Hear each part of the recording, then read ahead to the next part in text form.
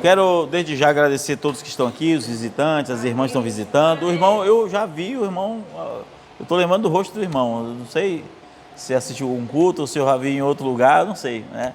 As irmãs eu não estão visitando, além da mãe do irmão Wendel, mas e os filhos, né, da irmã Silene. As irmãs estão visitando, eu não conheci, né? Não lembro na minha mente, mas do irmão estou lembrando de algum lugar. Amém? Irmãos, hoje é culto de ceia, é um culto especial. Amém. Todo culto de ceia é um culto que nós lembramos daquilo que Jesus fez e faz por nós. E hoje eu quero falar sobre uma jornada. Amém.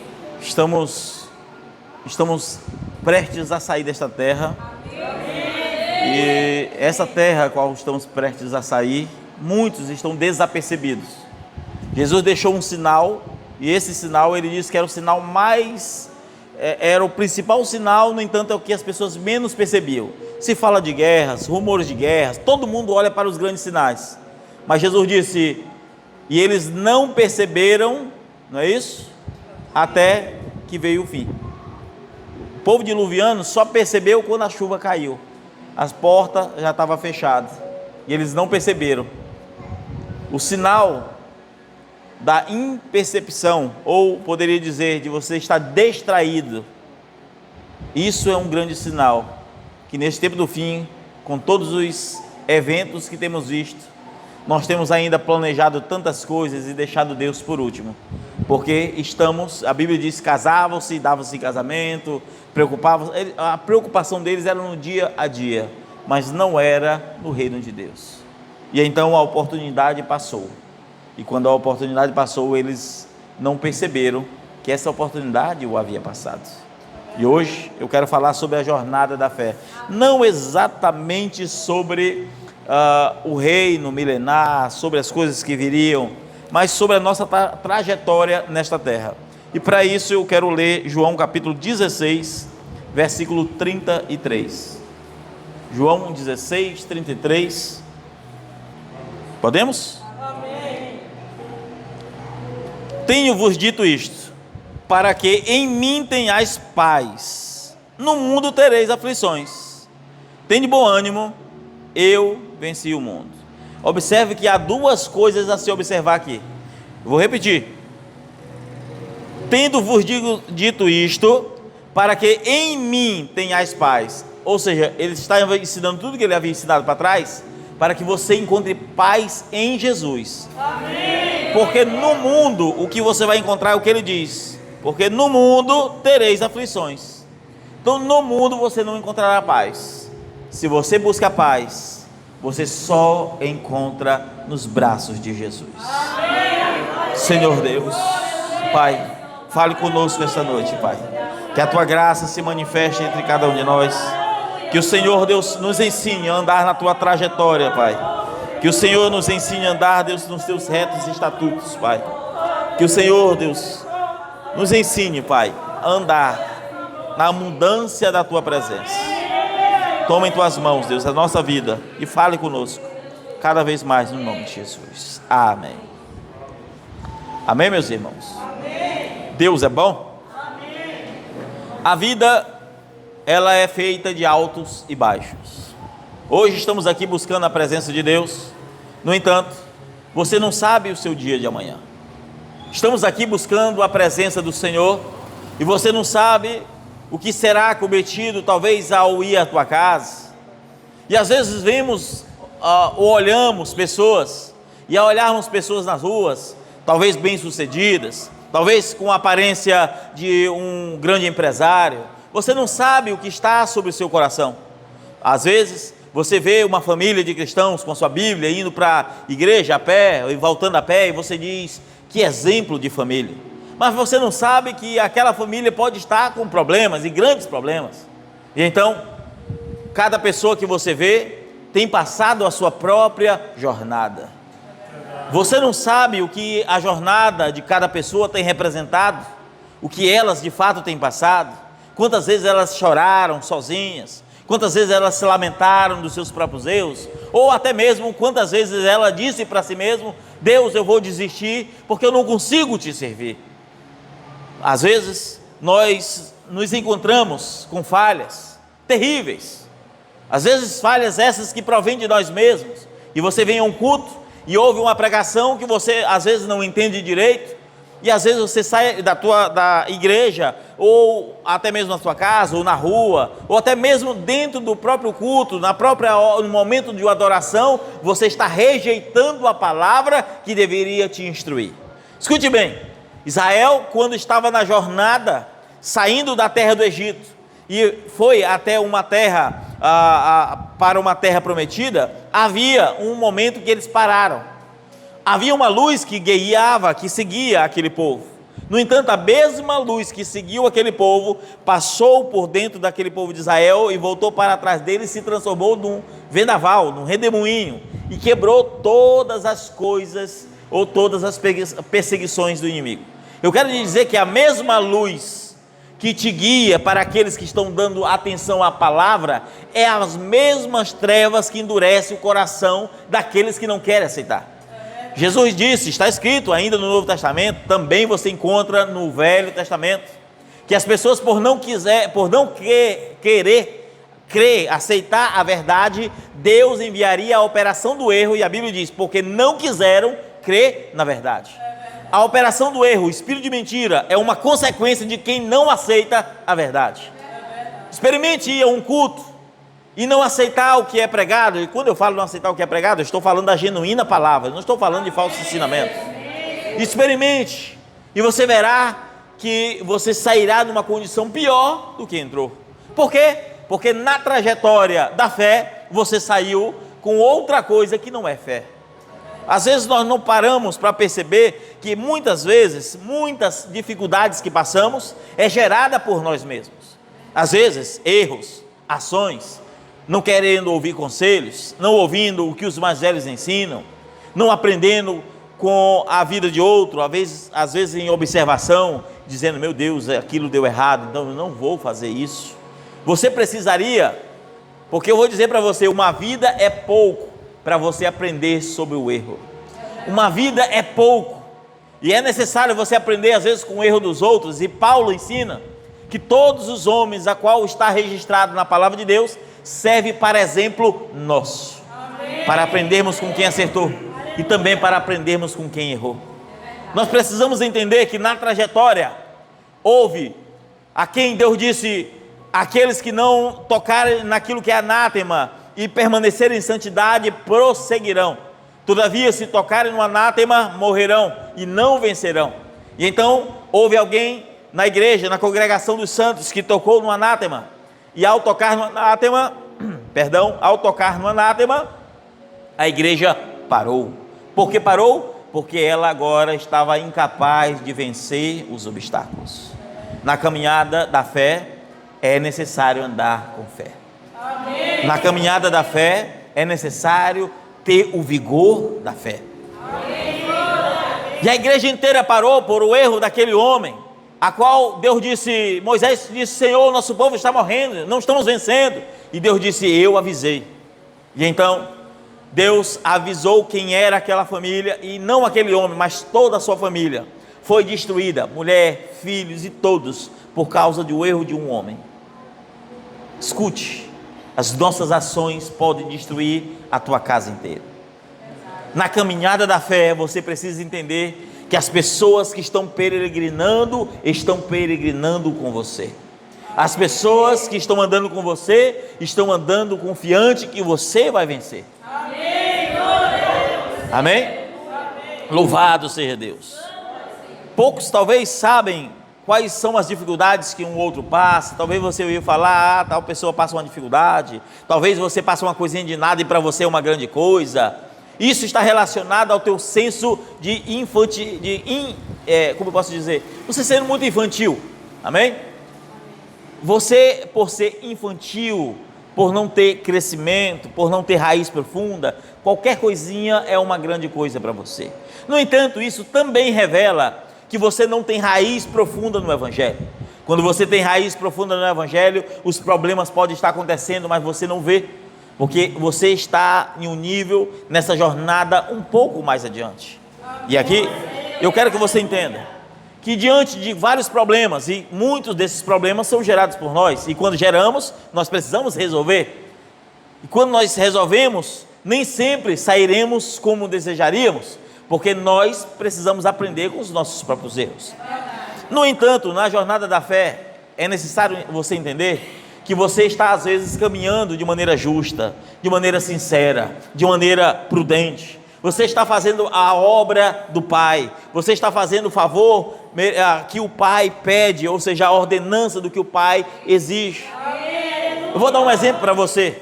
A Bíblia diz acerca de um jovem, um mancebo chamado Davi, e ele foi fazer algo para o seu pai, e o pai disse: filho, pega este queijo, leve para os teus irmãos, eles estão ali no arraial e nunca voltaram. Algo está acontecendo porque eles não voltaram da guerra. E então, Davi pega o queijo, vai diante dos seus irmãos e ele olha algo terrível. Talvez, para meninos, pararia na voz do seu irmão. E os seus irmãos olharam e falaram: o que tu está fazendo aqui, moleque? Tu é um menino, vai para casa. Não, o papai mandou trazer um queijo para vocês. E ele disse: sai daqui, vai para casa depressa, e não sei o que. Talvez um menino ia olhar e dizer: meus irmãos só falam mal de mim, meus irmãos não me apoiam em nada, meus irmãos é não sei o que. Isso é para menino. Mas Davi, sendo um menino na idade, era grande naquilo que ele tinha dentro de si. Ele era um homem cheio de Deus. Então Davi, ao ouvir os seus irmãos, ele não deu atenção para o irmão, ele olhou algo ainda maior. E aquele que era a maior dificuldade de todo Israel, era um homem, um gigante, a qual desafiava o povo por 40 dias, dizendo: venha lutar conosco. Se você lutar, algum de vocês lutarem contra mim, nós, se perdermos, seremos escravos, mas se vocês perderem, serão escravos. A primeira lição que aprendemos na jornada da fé é que o diabo quer lutar contra você e faz e finge que está fazendo um acordo, mas você já está preso. Escute bem, você já está preso nas armadilhas do diabo sem perceber que está. O diabo não quer que você lute, o diabo te desafia, o diabo faz você estar ali diante daquele gigante, e ele está te desafiando, amaldiçoando o teu Deus, e você pensa que vai se preparar, pensa que está se preparando, que vai se preparar e tudo mais, e passa-se 40 dias, Israel estava parado. E por que estava parado? Porque não havia ninguém para enfrentar aquele gigante. Ninguém. Mas Israel, até então, era cativo. Israel era escravo dos seus próprios pecados. Israel não podia vencer, ele não podia lutar. Como alguém pode vencer sem lutar? É impossível. Tem gente que quer vitória, tem gente que quer bênção, tem gente que quer um milagre, tem gente que quer tanta coisa, mas não luta, não paga preço, não ora, não jejua, não consagra, mas querem receber de Deus algo. Como você pode receber sem lutar? Satanás, o inimigo, está dizendo: você não consegue, você não me enfrenta, que se você tentar, você vai parar. Eu sou o gigante, e você fica ali temendo, e vai para a igreja e volta e pensa: eu estou indo para o arraial dos santos, e não percebe que Satanás ainda é aquele que você teme realmente. E Davi, ao olhar aquilo, Davi disse: diga ao rei que eu vou lutar. E então chamaram Davi, e quando Davi, nessa jornada, vai diante do rei, ele ouve mais uma vez alguém que não acredita nele. E quem era? O próprio rei. Olhou e disse: rapaz, tu é um menino, o que tu tem de idade? Esse gigante é mais velho só de experiência de guerra do que tu tem de idade. Tu é um menino. E ele disse: Senhor, o teu servo Davi foi enviado pelo meu pai para cuidar das ovelhas, e veio um leão veio para comer as ovelhas. Eu peguei a barba dele e matei o leão. Agora imagine, aquele rei olhou aquilo e disse: meu Deus, esse menino já conhece a jornada da fé. Como alguém pode matar um leão? Então ele, cheio de ânimo, pegou seu escudo, pegou sua armadura, pegou sua espada, entregou ali a Davi, vestiu Davi, E quando aquele homem cheio de fé fez tudo isso a Davi, Davi foi dar o primeiro passo e caiu porque não aguentava sequer o peso da armadura. Então, mais uma vez, aquele rei incrédulo caiu em incredulidade. Então, Davi, nessa jornada, ele não precisou de nada externo. Escute bem, na jornada da fé, aprendemos a segunda lição. Deus não quer que você use nada além do que você tem. Amém. Os primeiros passos é usar o que você tem. O rei pergunta: Davi, o que tu tem? Ele disse: eu tenho pedras. Então, Davi vai diante do gigante. E agora, escute bem, ele diante do gigante, diante agora de todo Israel calado, porque não podia comemorar um menino lutar com um gigante. E Israel, com vergonha, por ver uma criança, um menino, que não tinha idade, que não tinha uma armadura, que não tinha uma espada, que não tinha um experimento. E ele estava olhando aquele menino, e de um lado o gigante, e o que o gigante diz? O gigante é mais um que olha para ele e tenta desclassificá-lo e diz: quem tu pensa que é? Tu acha que eu sou um cachorro que tu vem com pau e pedra diante de mim? Quem pensas tu que eu sou? E então Davi disse: tu pode vir com o que quiser, em outras palavras, eu vou no nome do Senhor dos Exércitos. Quando você entende que a caminhada da fé é viver pela fé, você vai usar o que tem. E o que Davi tinha? Pedras. E então Davi pega a sua funda, lança uma pedra, e a pedra bate na testa daquele gigante. E então o gigante cai. E agora Israel começa a vibrar. Aquele menino venceu o que nenhum exército podia vencer. A jornada da fé nos ensina que nós, como cristãos, precisamos crer na vitória. Pastor, eu estou passando por problemas. Pastor, eu estou passando por isso. Meninos que olham para problemas, mas aqueles que perseveram, eles olham para o Deus que resolve problemas. Tem gente que olha para tantas dificuldades.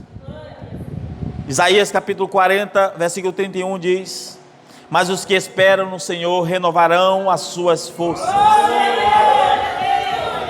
Eles correrão e não se cansarão.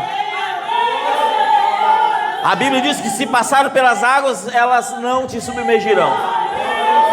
Se passar pelo fogo, o fogo não te consumirá. Para que você vai duvidar? Para quê? Isso eu lembro-me daqueles homens que foram postos diante do rei. E havia 3 irmãos, 3 amigos, choravam juntos. Na caminhada foram escravizados juntos.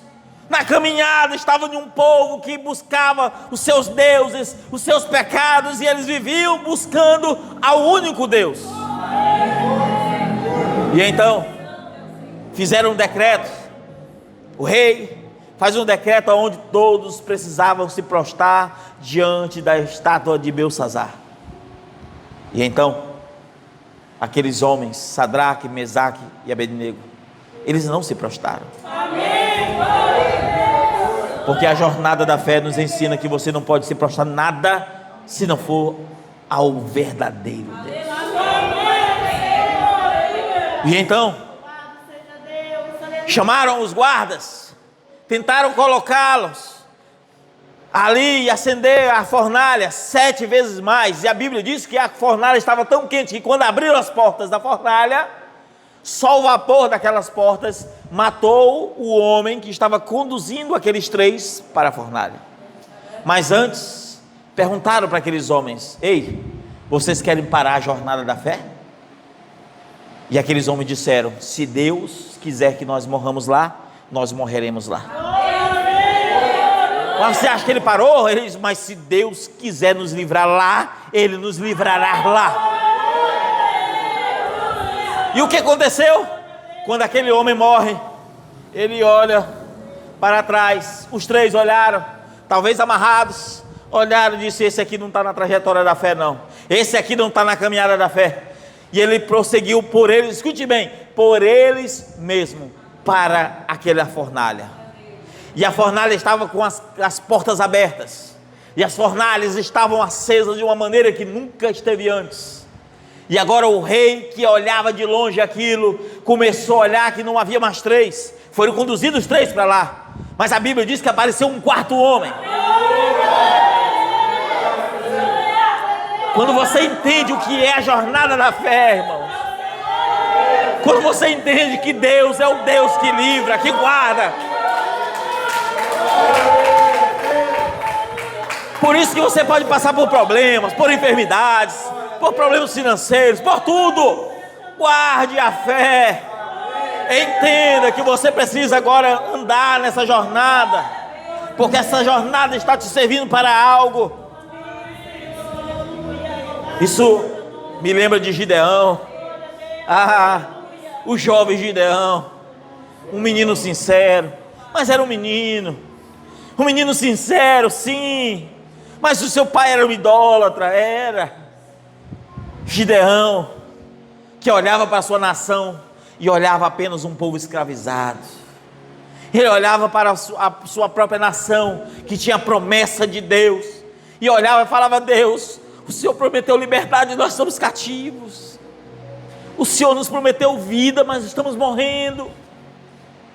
E ele olhou para a sua jornada e talvez pensou: Deus, e essa jornada, como será? O que será dessa jornada? Então Deus aparece àquele menino e ele diz: eu vou te usar para libertar esse povo. Mas aquele menino não entendia a jornada ainda. E ele disse: Senhor, eu sou o menor da minha casa, a minha família é mais irrelevante e meu pai ainda é o idólatra. Está vendo aquele monte ali em cima, Senhor? Está vendo aquele altar de idolatria? Foi meu pai que fez, Senhor. Meu pai é um idólatra, meu pai também caiu. O que o Senhor vai me fazer? Eu sou menorzinho, Senhor. Deus só quer que você use o que tem. E então, quando aquele homem estava naquela condição, Deus disse: vai nesta tua força. Deus não disse assim: ei, na jornada faça isso, faça aquilo, não. Ele disse: vai na tua força. E então Deus sai da presença dele. Agora entenda, quando Deus sai da presença dele, depois Deus aparece a ele de novo e diz: ei, faça um altar de adoração para mim. E então Gideão não pensou 2 vezes, ele fez um altar de adoração. A 4ª coisa que aprendemos essa noite: altar de adoração não pode estar misturado com qualquer outro tipo de coisa. Quando Deus olhou aquele altar que parecia bonito, parecia belo, parecia estar tudo muito bem, Deus disse: o que é isso aí, Gideão? Ele disse: é o altar de adoração. Ele disse: não, eu não quero isso. Derruba primeiro aquele altar do teu pai. Vai lá, sobe o morro, queima tudo, derruba tudo. E depois que derrubar, edifica um altar para mim. Deus nos ensina que na jornada da fé, Deus não quer que o teu coração esteja dividido com outra coisa que assuma o lugar de Deus no teu coração. Deus não quer que algo que você faça, as pessoas venham olhar outra coisa que não seja Deus na tua vida. Derruba o altar da vaidade. Derruba o altar da ignorância. Derruba o altar que tem te jogado para distante dele. Derrube o altar. E então edifique um altar para Deus. Eu fico ofendido com a pregação. Derrube o altar da ignorância, porque senão Deus derrubará o altar da tua própria vida. Derrube. Eu não gosto de ser chamado a atenção disso ou daquilo outro. Derrube o altar.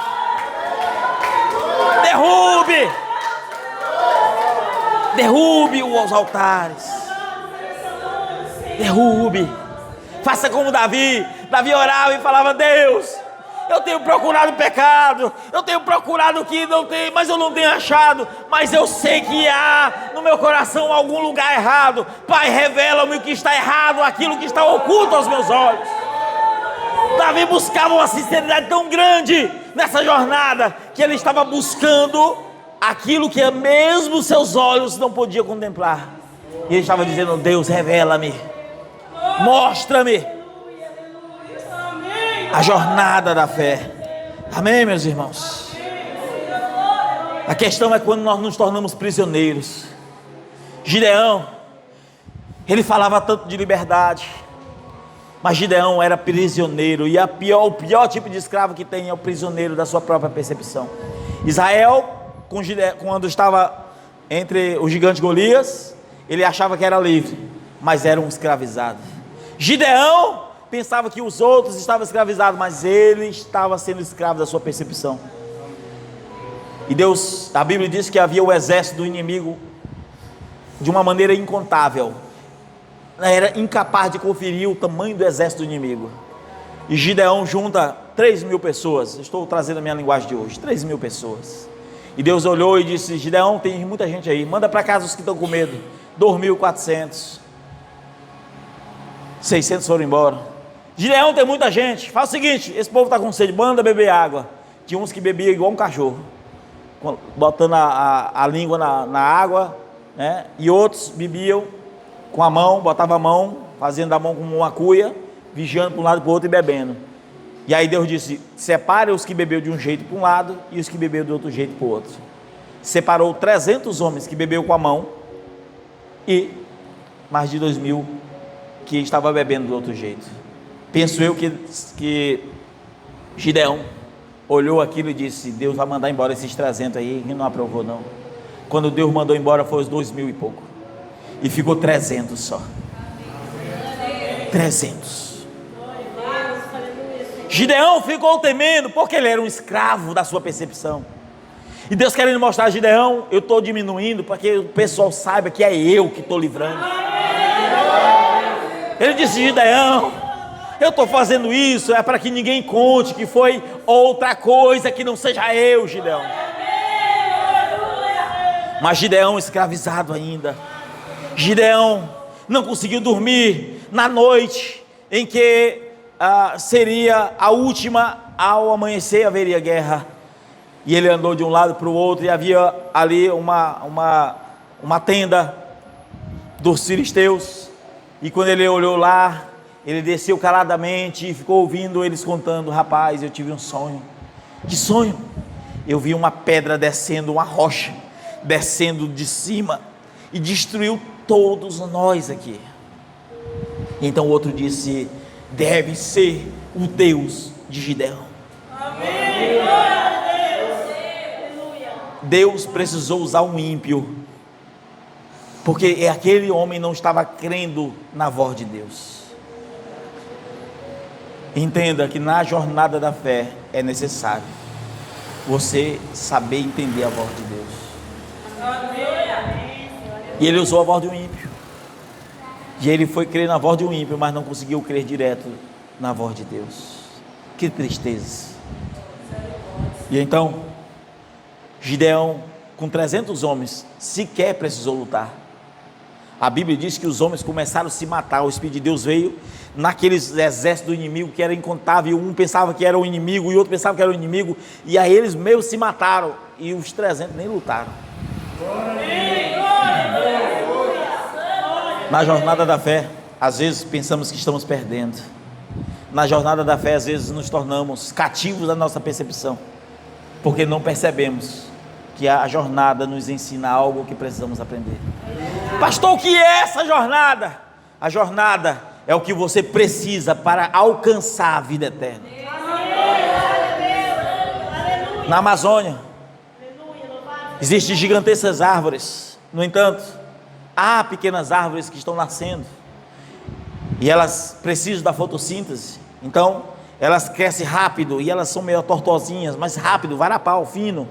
E elas crescem rápido, elas querem chegar à luz para fazer fotossíntese. Então o que elas precisam? Precisam crescer o mais rápido possível. No entanto, as árvores antigas são milenares, centenárias, são grossas, são fortes. Mas quando vem o vendaval, aquelas árvores que são compridas quebram todas, porque elas buscaram crescer antes de se solidificar. Elas não eram capazes de resistir aos vendavais. A jornada da fé nos ensina que precisamos aprender a passar por cima dos vendavais. Há coisas que passamos que parece que nos quebra, como aquela árvore, perdemos todas as folhas, perdemos toda a alegria do viver, perdemos todo o prazer da vida, chegamos a uma condição muitas vezes que nós perdemos todo o prazer, perdemos toda a folha, e daquela rachadura, daquela dor, daquela cicatriz, o novo broto nasce. Mas quando aquele broto está nascendo, o pedacinho que está, ela já cresceu tanto para a raiz que você não imagina. Porque aquele broto só pode voltar a nascer se a raiz começar a engrossar mais. E antes que o broto comece a crescer, aquele caule começa a engrossar. E eu quero que você dê bastante atenção. O caule começa a engrossar. Às vezes nós passamos por isso. Nessa jornada da fé, nós precisamos entender que às vezes o que nos desgasta é a fé limitante. Eu sou fraco, eu não tenho força, eu sou assim, eu sou menino mesmo, eu sou assim. Você mesmo aceita o que é. Você mesmo aceita. E essa fé limitante, às vezes, tira todo o potencial que há dentro de você. Às vezes você está na igreja, firme, mas tem tantas contendas na tua casa, com teu esposo ou com a tua esposa, filhos problemáticos, às vezes nas drogas, e você buscando, meu Deus, me ajude, Senhor. Eu só quero ser um cristão melhor, uma cristã melhor. Eu não quero outra coisa a não ser te adorar. E às vezes você passa por coisas que te aperfeiçoam, e aí você não entende, e mais na frente aquilo que você aprendeu vai servir para as pessoas que estão passando as mesmas coisas.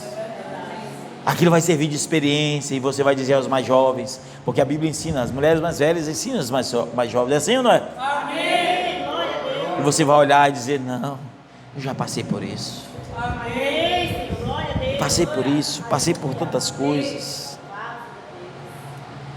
Precisamos crescer. Amém? Precisamos crescer, irmãos, em todos os aspectos. Quando nós buscamos entender o que é o crescimento, o que é de fato buscar a presença, nós encontramos descanso em Cristo. Porque no mundo tereis aflição. Davi no mundo só teve aflição. Qualquer homem e mulher de Deus no mundo só teremos aflição. Só encontramos descanso em Cristo. Jesus disse assim: vinde a mim os cansados e oprimidos, que eu vos aliviarei. Talvez muitos aqui estão cansados, sobrecarregados, estão apenas tristes, pensativos em desistir. Mas Deus, aquele que é justo juiz, Ele tem um fardo leve para você. É como que você na tua casa cheio de problemas, conta para pagar. É como que você apenas fechasse a porta dos teus aposentos, dobrasse o teu joelho e parece que tudo some. É um espírito de tranquilidade, de paz, de gozo. O espírito que transforma o homem. Amém? O que nós precisamos é buscar força interior, porque a fé limitante te limita. Busca força. E hoje a força interior não vem do teu ego, do teu coração, a força interior vem de Deus. Porque a Bíblia nos ensina que somos templo e morada de Deus. E Deus tem ciúme de nós. Tem ou não tem? Jó sofreu tanto. Jó perdeu a esposa. Quando eu falo perdeu, não é que ela largou ele, tá, irmãos? Companheirismo, a unidade. Seus filhos morreram todos. Um homem rico, ninguém no Oriente era tão rico quanto Jó, perdeu toda a riqueza. Em um só dia, todos os seus filhos morreram. No outro dia, toda a sua riqueza se foi. E o que sobrou, as suas vestes, aonde ele rasgou e disse: nu eu voltei para o ventre, e nu eu vou voltar para lá. Ele podia ter amaldiçoado a Deus, ele podia ter murmurado, ele podia ter reclamado, mas Jó nunca reclamou da vida. Jó nunca murmurou dos seus problemas. Quando Satanás apareceu diante de Deus para tentar Jó, Deus disse: ele é um homem íntegro e reto. No entanto, Jó tinha algo que precisava. Escute bem, Jó só precisava aprender uma coisa. Uma coisa.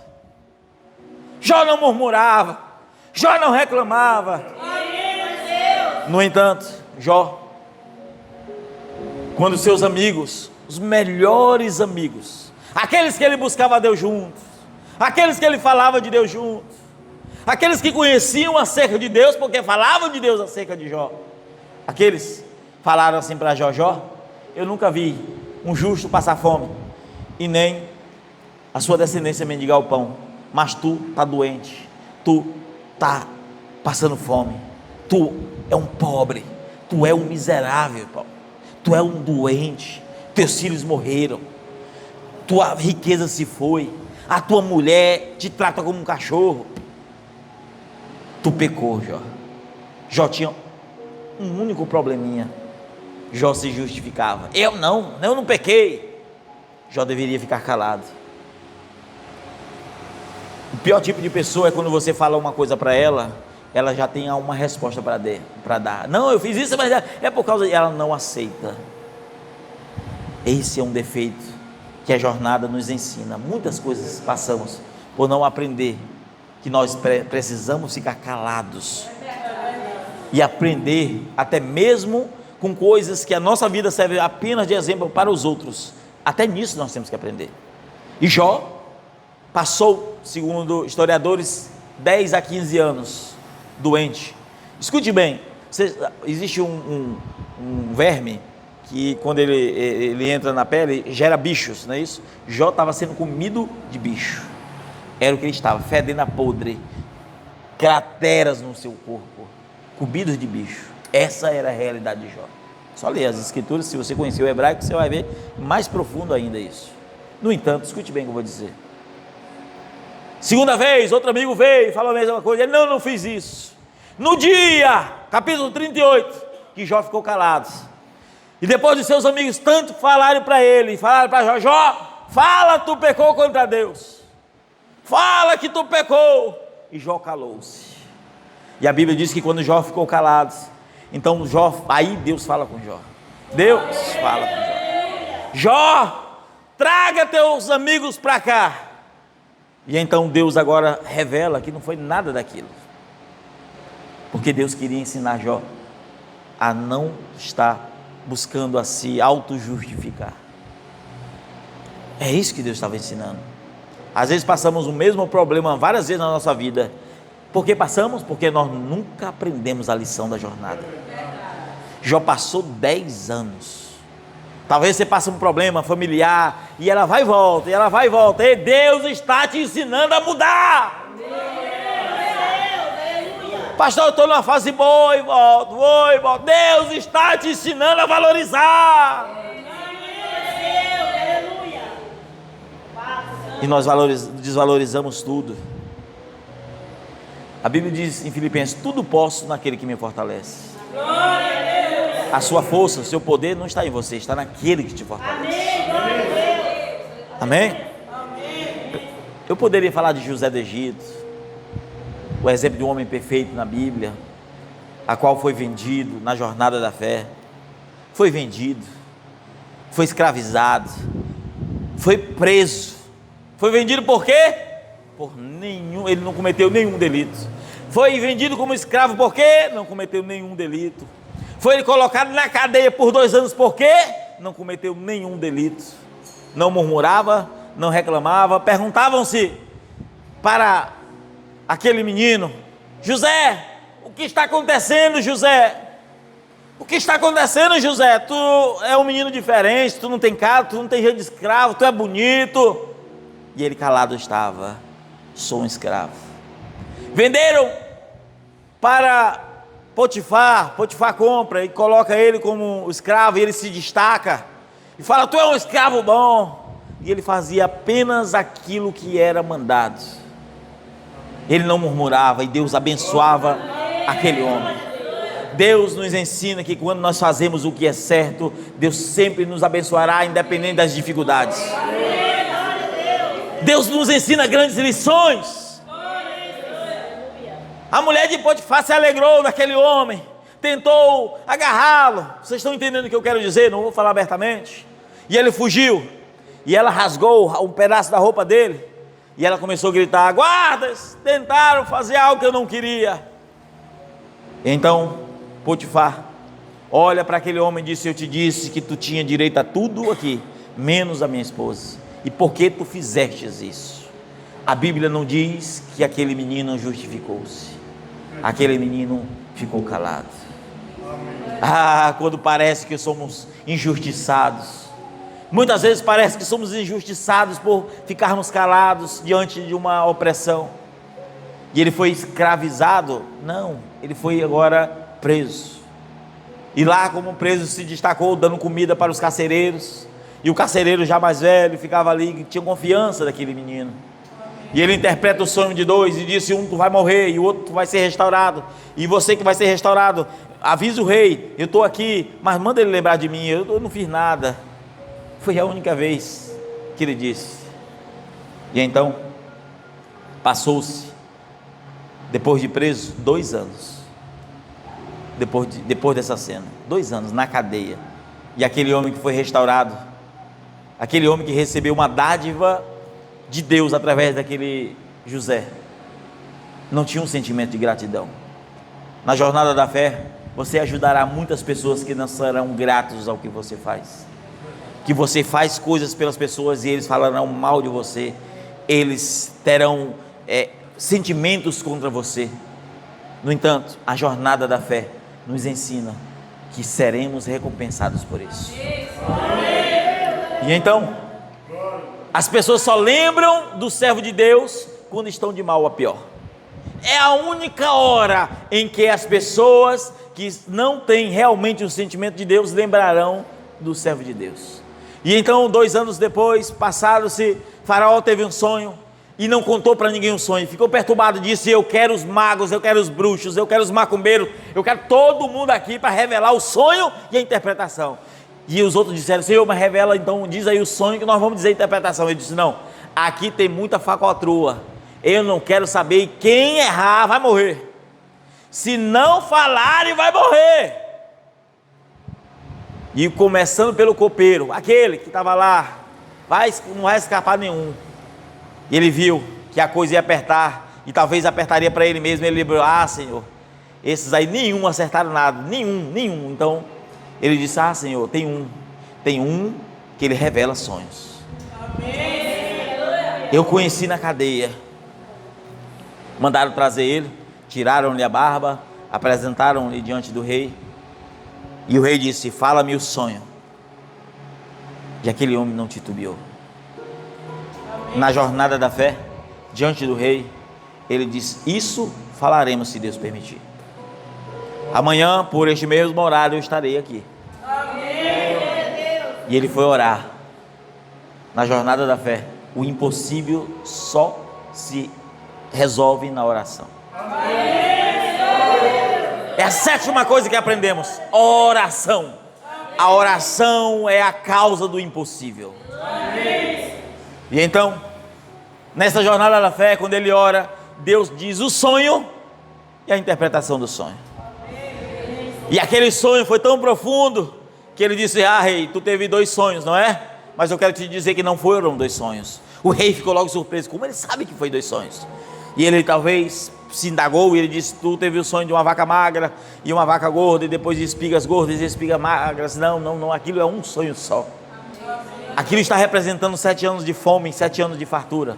E nós estamos entrando agora nos 7 anos de fartura, mas depois haverá tanta fome que a fartura comerá a abundância que haverá aqui.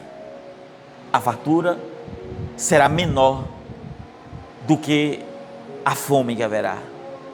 E o rei baixou a cabeça e disse: estamos perdidos. Então ele disse: eu aconselho que o senhor pegue e faça celeiros, faça isso, aquilo outro. Ele olhou e disse: quem eu posso usar que tenha tamanha sabedoria se não for tu? Mas o que aconteceu? Por que ele sofreu tanto? Escute bem, eu quero que você escute bem. A Bíblia diz que aquele que crê no Senhor será salvo, tu e a tua casa. Tudo que aquele homem sofreu foi para salvar a sua casa. tudo que aquele homem passou foi para salvar a sua casa. Às vezes você tem que passar por coisas para salvar a tua casa. Mas não queremos passar por nada.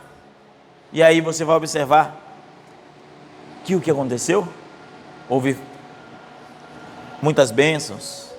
Então eles colheram as bênçãos, colheram os grãos e começaram a fazer como deveria, mas no tempo da fome, quem apareceu? Aqueles mesmos irmãos que o venderam. Quem apareceu? O seu pai, que estava inocente da situação. Todos morreriam, porque a Bíblia diz que a fome alcançou o mundo inteiro na época. Não havia alimento em nenhum lugar. E se alguém queria sobreviver ou pudesse sobreviver, teria que sobreviver através das mãos de José. Amém. E assim cumpriu aquele sonho que José tinha tido lá atrás, onde ele viu o sol, a lua, as estrelas, né? E as estrelas prostrando-se diante dele. O pai, os irmãos, tudo se prostrariam, mostrando que José era de fato a autoridade a qual salvou aquele povo. Às vezes nós não paramos para analisar, irmãos, o que nós precisamos para crescer na jornada. A Bíblia diz assim, ó, todas as coisas contribuem para o bem daqueles que amam a Deus. Isso é Romanos 8, 28. Jesus disse, nas lutas, nas aflições, fique feliz, porque vocês foram achados dignos de passar, de padecer pelo meu nome. Mas hoje as pessoas se frustram por ser perseguidas. Ninguém é morto por causa do Evangelho, ninguém te espanca se você falar do amor de Jesus.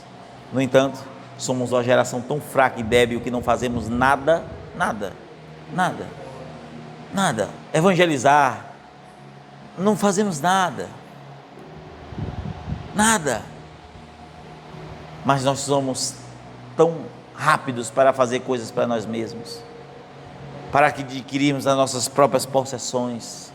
Mas quando buscamos ao reino de Deus e quando buscamos alcançar o reino, nós somos tão fracos e débeis. Mas o que pode te separar do amor de Deus? Eu vou já encerrar. Vou encerrar lendo Romanos 8, 35. Quem nos separará do amor de Deus? A tribulação, ou a angústia, ou a perseguição, ou a fome, ou a nudez, ou o perigo, ou a espada? Escute bem, ele diz assim, ó, nada nos separará do amor de Deus. E aí ele diz no versículo 37, em todas estas coisas somos mais do que vencedores. Fome não te separa do amor de Deus. Doença, peste, nudez, privações, angústias, nada pode te separar do amor de Deus. Pelo contrário, isso te aperfeiçoa na presença de Deus. Paulo estava angustiado, porque Satanás esbofeteava ali diariamente. Então Deus disse, Paulo, o meu poder se aperfeiçoa na fraqueza. Tu tem que passar por essas coisas para te aprender, e então você vai vencer.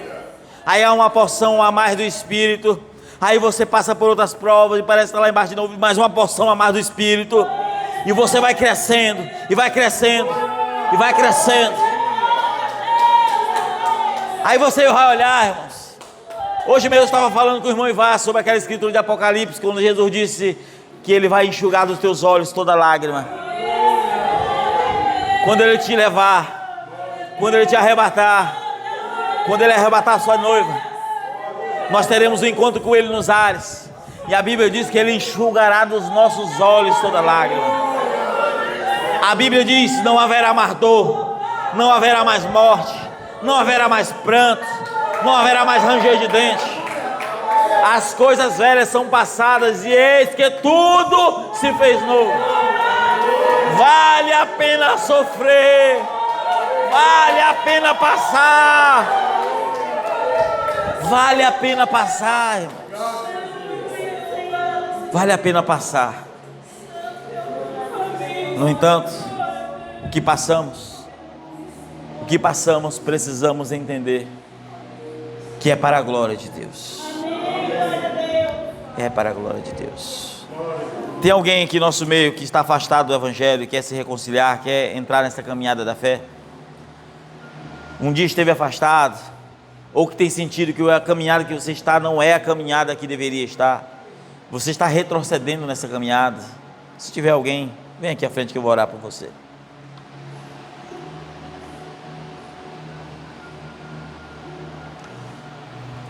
Ninguém?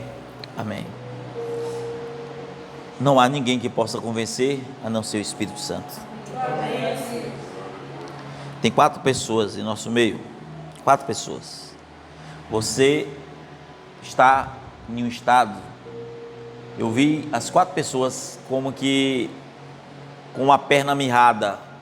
Uma perna mirrada. Sabe quando a pessoa tem uma perna fina, já como os nervos quando para de mexer, que a perna vai afinando? E uma perna grossa e outra fina. Uma normal e a outra você puxando. E ela parecia pesada para você prosseguir. Tem 4 pessoas que nessa jornada você já está um coxo. Está quase parando. E as 4 pessoas só estão assim porque deixaram um fundamento que deveria ter permanecido. Algo te tirou da presença, algo te trouxe, fez com que você ficasse desapercebido das coisas de Deus. E dessas 4 pessoas, 2 delas, você por diversas vezes, você tem reclamado dentro do seu coração até mesmo de pregações. Como se as pregações, eu não estou falando de mim, porque eu só venho uma vez por mês, mas muito embora pode ser até comigo. Você fica reclamando, e dessas 2 das 4 pessoas, uma delas abre a boca e chega a falar para as pessoas da tua própria casa. Estou falando da tua própria casa. Se você fala para os outros, eu não sei. Deus está revelando acerca desse sentido. Da tua própria casa, você abre a sua boca. Você é um coxo na fé. Cuidado para que as tuas pernas não fiquem desta forma. Busque a restauração espiritual. Tem 2 pessoas no nosso meio. 2 pessoas. Uma delas, escute bem. Primeiro eu vou chamar uma irmã.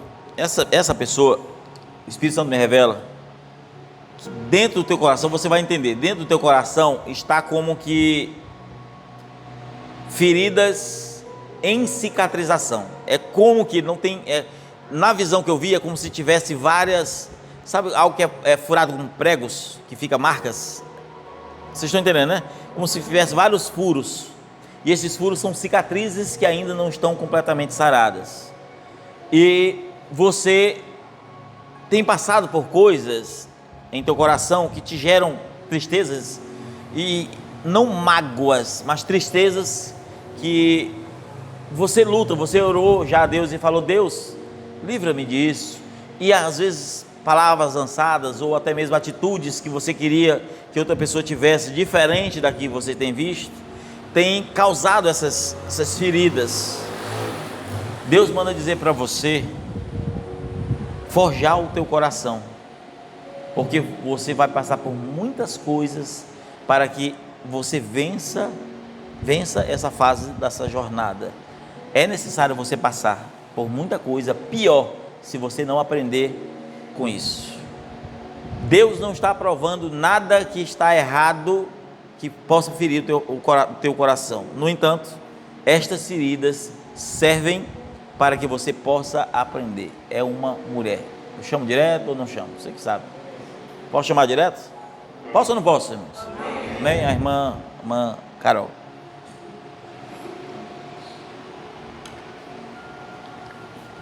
Senhor Deus, abençoe, Deus, a tua serva. Toma em tuas mãos, Pai. Tua serva tem orado, tem pedido, Deus. Assim diz o Senhor: eu ouvi a tua oração. E tu tem orado e dito: Deus, não deixe nada entrar no meu coração.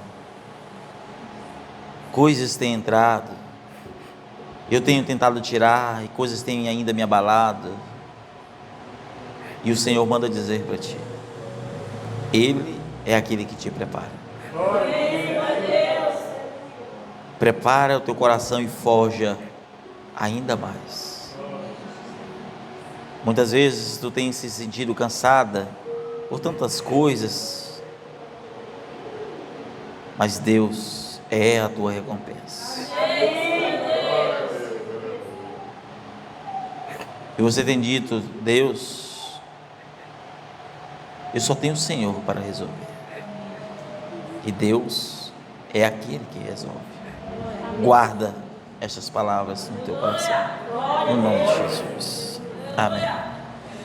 A outra pessoa em nosso meio, você estava numa condição que você, de pouco tempo, eu não sei expressar quanto tempo, que Deus não me revelou, mas é algo de 40 dias para cá, você passou uma fase espiritualmente baixa, sentindo-se seca, sentindo-se mirrada por vários problemas familiares, vários problemas, e aquilo foi te afligindo. No entanto, algo aconteceu que você sentiu que deu uma enguinada, como se parece que algo subiu rápido na tua vida. Algo subiu rápido. Deus manda dizer para você apenas confiar nele, que ele vai guardar e resolver muita coisa que está fora do teu alcance.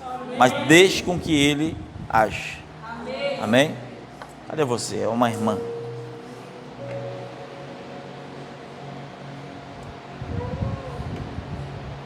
Posso chamar? Não posso. A irmã está vindo. Pode vir. Senhor Deus, Pai, que o Senhor possa ajudar a tua serva, Deus. O Senhor que conhece tudo, Deus. O Senhor que conhece, Deus, o segredo do coração das tuas servas, Pai. Que o Senhor possa abençoá-la. Que o Senhor possa repreender todo o mal, Pai. Toma em tuas mãos, Deus, a vida da tua serva, a casa dela. Abençoe os seus filhos, Pai. Abençoe, Deus, seu esposo, a sua renda. Abençoe. Que o Senhor abra as portas em todos os sentidos. É o que eu te peço no nome de Jesus. Amém. Amém. Amém, meus irmãos. Deus é bom. Amém, meus irmãos. Deus é bom. Então aqui encerramos o trabalho. Até aqui Deus se revelou. Até aqui Deus falou na palavra. O maior ensinamento é a palavra de Deus. Amém. Esse é o maior ensinamento, é a palavra. Quando nós damos atenção à palavra, tudo vai bem. Amém. Tudo vai bem. Vamos fazer a oração final. E nessa oração final, após a oração final, nós vamos dar a ceia. Quem quiser ir para casa, que não for cear, evidentemente, já podem ir, quem quiser. Mas quem quiser assistir a ceia também não tem problema. Amém? Então, a ceia, só explicando para os irmãos que estão visitando, para entender. A ceia é um momento fora do culto, no sentido de que o culto acabou, e vamos agora trazer a ceia depois dessa oração. Então, se você pode ficar à vontade para ceiar, para assistir a ceia, amém? E para ir para casa, amém? Amém. Vamos orar. Meu Deus e meu Pai, obrigado pela tua palavra, obrigado, Deus, por tudo que o Senhor tem feito por nós. Pai, o Senhor é bom, o Senhor é santo, o Senhor é poderoso. Dá força, dá vitória, Deus. Livre de todo o mal, Deus, no nome do Senhor Jesus. Amém. Deixa eu só orar pela irmã. Como é o nome da irmã de Rosa ou Lilás, né? Marvia, deixa eu orar pela senhora, irmã, por favor, posso? Louvado seja Deus. Eu não sei porque Deus apenas pediu para orar para você, tá? Senhor Deus, Pai, eu não sei, Deus, o que tua serva tem passado, Deus, mas o Senhor tem apenas me mostrado dor e angústia sobre a vida dela, Deus, momentos difíceis nessa jornada, e que o Senhor falou tão tremendamente o seu coração.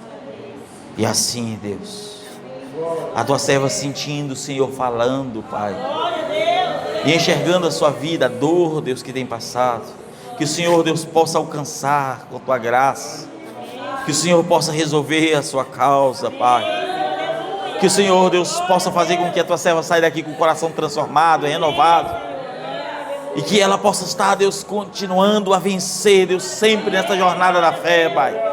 Independente das dores, independente, Deus amado, das aflições, ou de tudo aquilo que se foi, que o Senhor possa, Deus, restaurar, que o Senhor possa, Deus, renovar, que o Senhor possa, Deus amado, tirar, Deus, toda dor, Pai, e o Senhor possa consolar. Irmã, eu não sei o que é, Deus disse, manda dizer para você só algo, Ele manda dizer para você que Ele é o seu consolo, Ele é a sua consolação. Deus pediu para eu orar por você. Eu não lhe conheço, mas tem coisas na sua vida que Deus disse que você passou difíceis. Não sei se você está passando, mas que passou difíceis, dolorosas. E Ele disse que Ele é aquele que te consola. É Ele que te consola. Então, apenas guarde firme nessa promessa, né? A senhora é temente a Deus, busque mais a presença dEle, que Deus vai fazer muita coisa por você, tá bom? Que Deus abençoe a senhora poderosamente no nome de Jesus.